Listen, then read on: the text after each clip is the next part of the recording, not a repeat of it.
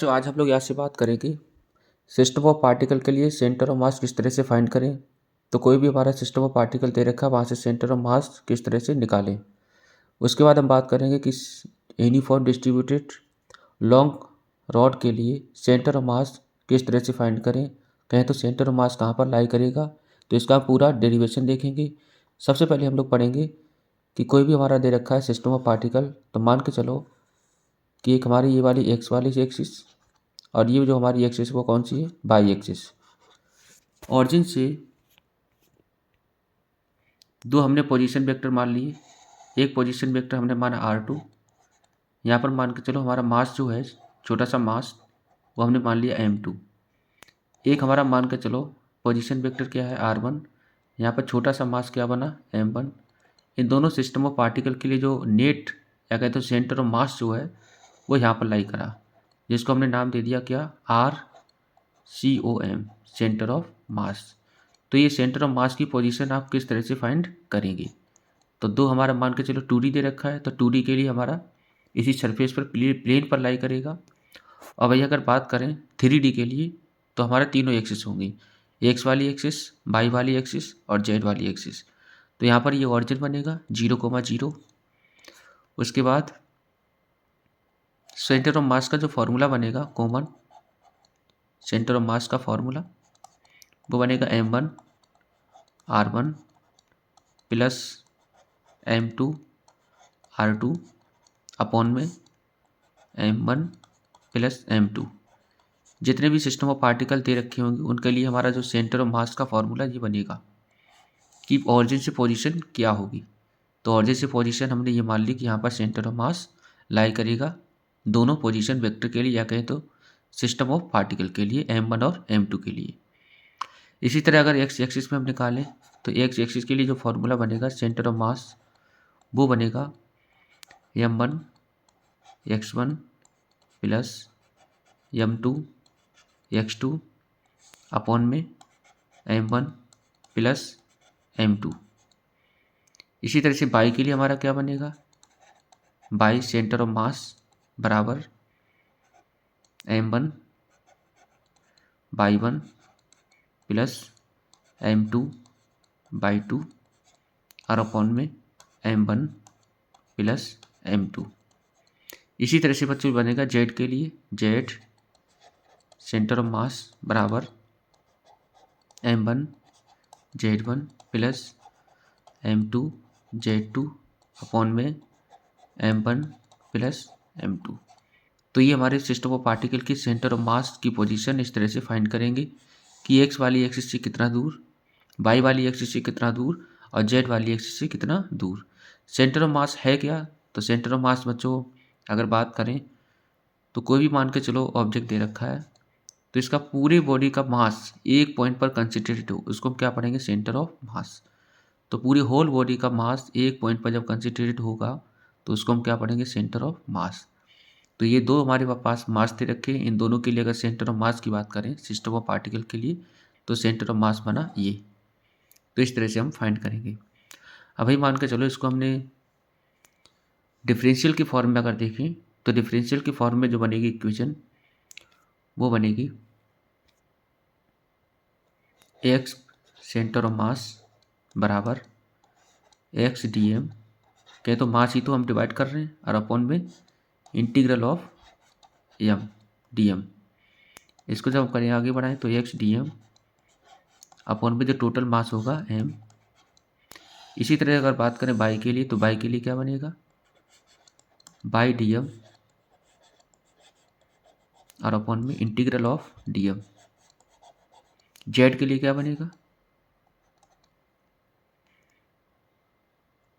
Z D M upon में integral of D M. तो ये सिस्टम ऑफ पार्टिकल के लिए हमारा छोटे छोटे जब मास आपको दे रखे हो तो उसको इंटीग्रेट करना पड़ेगा, तब जाके पूरी बॉडी का मास निकलेगा। जैसे मान कर चलो कोई भी हमारा ऑब्जेक्ट दे रखा है, अब ये ऑब्जेक्ट का सेंटर ऑफ मास पता करना है, तो पहले हम छोटी छोटी पतली पतली स्टेप में इसको कट करेंगे। और कट करने के बाद जो बनेगा मास, हर एक स्टेप का जो मास होगा उसको मान के चलेंगे डीएम। जब डीएम मानेंगे तब जाके क्या होगा, ये पूरे का सेंटर ऑफ मास निकलेगा एक्स वाली एक्सिस से और वाई वाली एक्सिस से। तो यहाँ पर अगर 2D है तो 2 की बात करेंगे, 3D है तो तीनों की बात करेंगे। अब ऐसे बहुत सुंदर सा डेरिवेशन है जो पेपर में पूछा जाता है। Centre of mass of uniform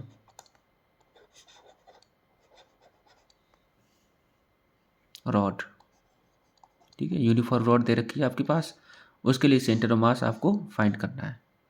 क्या बनेगा, तो सपोज मान लो कि आपके पास ये कोई रॉड दे रखी है, ठीक, ये हमारी कोई रॉड है,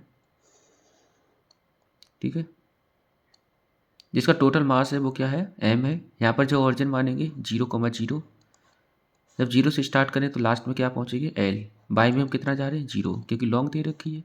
यूनिफॉर्मली डिस्ट्रीब्यूटेड मास डिस्ट्रीब्यूटेड क्या है, लंबी रॉड। इसका छोटा सा मास हम छोटी छोटी अगर स्ट्रिप काटें, छोटी छोटी स्ट्रिप, तो क्या होगा, हर एक स्ट्रिप का मास क्या बनेगा dm। इन सारी स्ट्रिप का मास को जोड़ देंगे तो आपको सेंटर ऑफ मास पूरी रॉड के लिए निकल आएगा। अब यहाँ से छोटी सी स्ट्रिप अगर बाहर निकालें हम, तो इसकी जो थिकनेस बनेगी वो क्या बनेगी dx। अब पूरी स्ट्रिप का जो मास बनेगा वो क्या बनेगा dm। डिस्टेंस हर एक स्ट्रिप की अलग अलग होगी, मान लो इसकी x1 है तो अगली वाली स्ट्रिप की डिस्टेंस क्या बनेगी x2। तो अलग अलग हमारी क्या है डिस्टेंस है हर एक स्ट्रिप की। तो यहाँ से मान के चलो हमने मान लिया कि लीनियर मास डेंसिटी,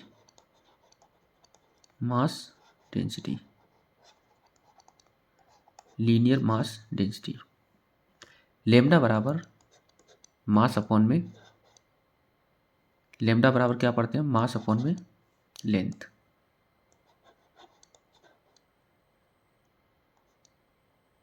ठीक।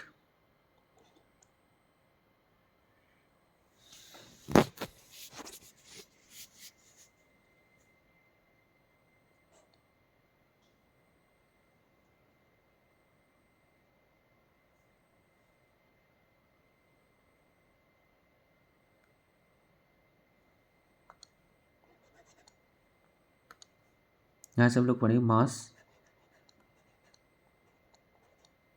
अपॉन में लेंथ, ये जाके फॉर्मूला बनेगा लीनियर मास डेंसिटी के लिए। अब मान के चलो आपके पास दे रखा है जो dx हमने माना है, तो लेमडा बराबर क्या बनेगा, छोटा सा मास dm और छोटी सी लेंथ क्या बनेगी dx। तो यहाँ से जो dm की वैल्यू होगी वो क्या बनेगी, लेमडा इंटू में dx, ठीक है।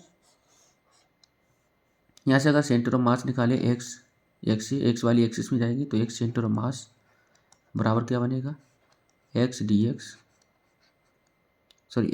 dm, ऊपर जो हम पढ़े थे x dm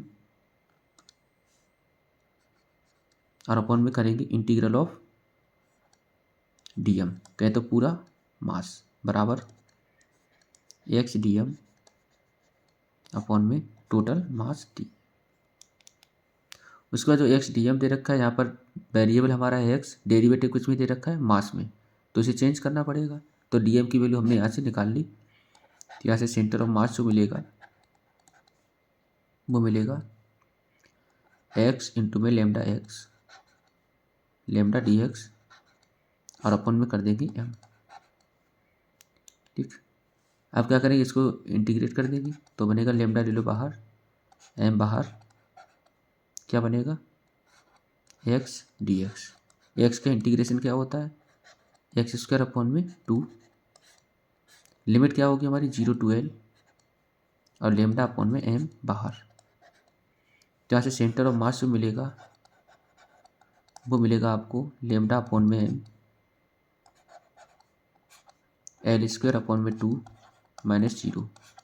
लेमडा की वैल्यू कितनी है, लेमडा की वैल्यू हम निकाल चुके हैं m अपॉन में l, ठीक है, m अपॉन में l।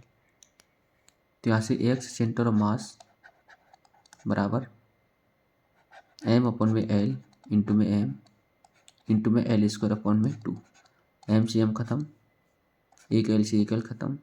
तो यहाँ से जो सेंटर ऑफ मास मिलेगा वो मिलेगा l अपॉन 2 डिस्टेंस पे। तो लॉन्ग रॉड अगर आपको दे रखी है, कोई लंबी रॉड दे रखी है, इसका सेंटर ऑफ मास अगर निकालना है तो एक छोर से l/2 डिस्टेंस पर, कहें तो आधी दूरी पर आपको क्या मिलेगा, सेंटर ऑफ मास। क्लियर। तो ये हमारी कहानी थी सेंटर ऑफ मास के बारे में। अगले वाले लेक्चर में पढ़ेंगे कंजर्वेशन ऑफ मोमेंटम के बारे में।